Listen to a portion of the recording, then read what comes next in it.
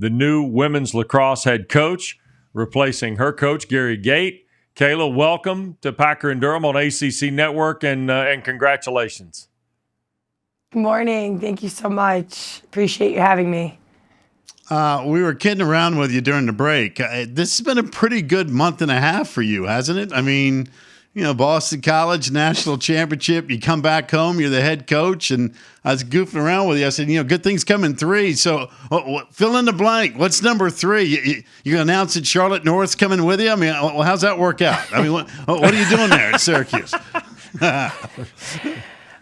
Yeah, it's been a whirlwind couple of weeks. Winning a national championship was something that was incredible experience, and I'll never forget. And then, get the call to come and interview for this job, and going through that process, and then getting the call that it's me and they want to hire me was just crazy and unbelievable. And I'm just enjoying the ride, and I have no idea what will be the third. I hope there is a third.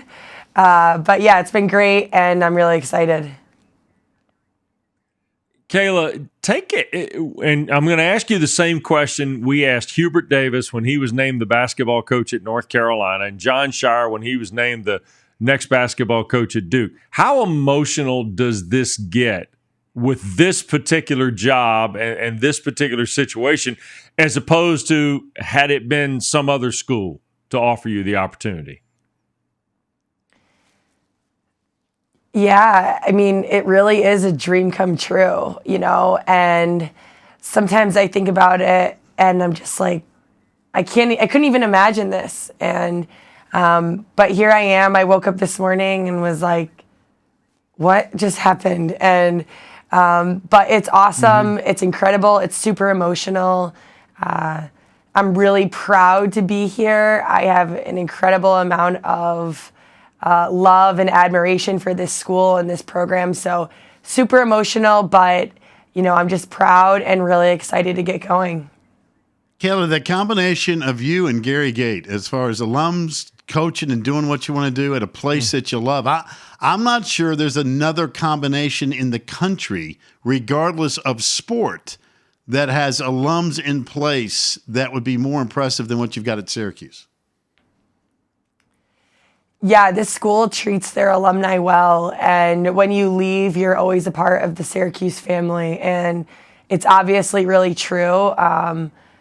They kept it in the family, which obviously I'm really happy about, and it's just a special place, and it's really unique, and going here, was an amazing opportunity. So to have the support and have Gary still here, and be an alum here is it's unique. It's certainly unique, but I like the way Syracuse did it, and I'm proud to be here.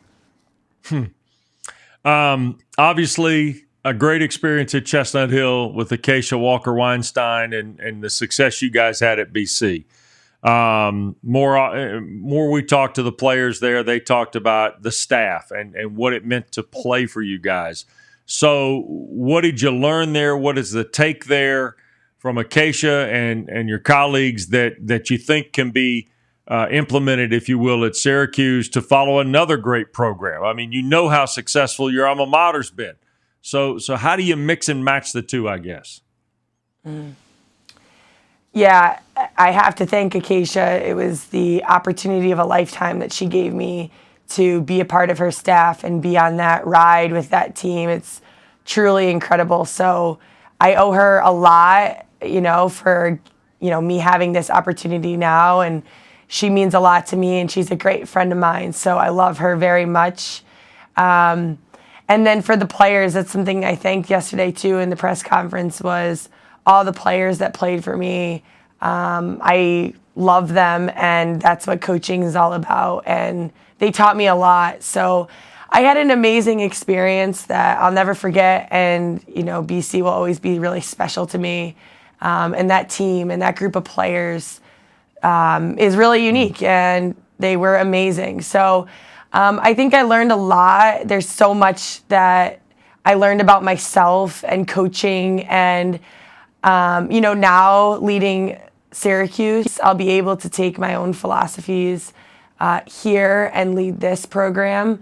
But in general, I think the biggest thing I learned was just, how to be a champion and how to win and how to be competing for championships year in and year out. So hopefully I can bring that over to this program that's also had a lot of success and just focus on building upon the success they've already had.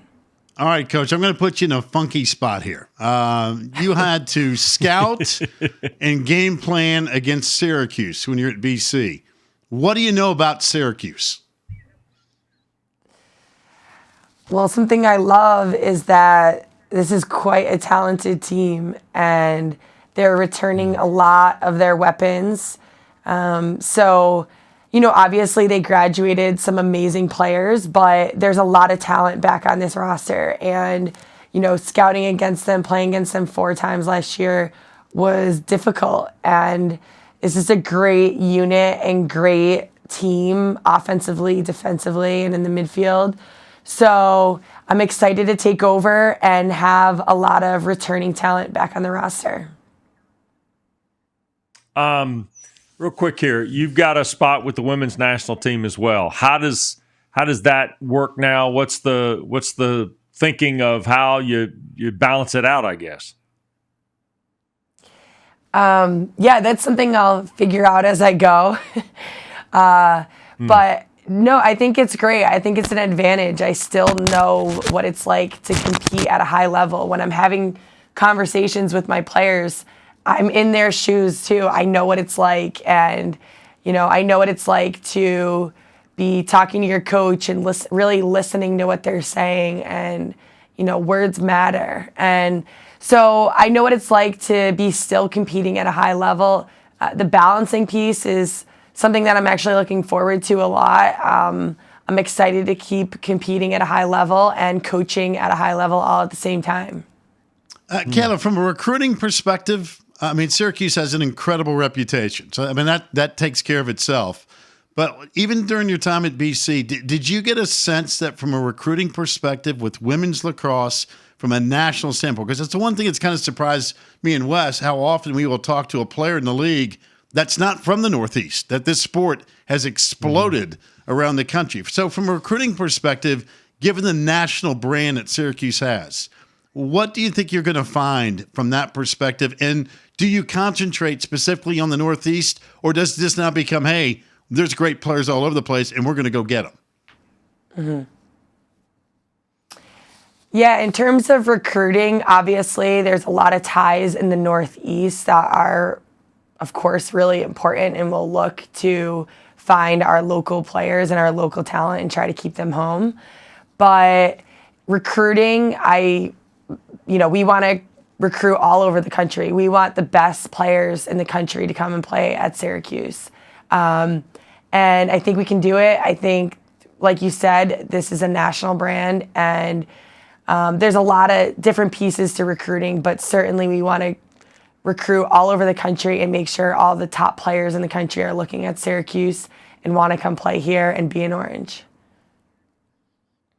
How's the conversations been with Coach Gate, Kayla? I got to imagine they've been kind of interesting, huh?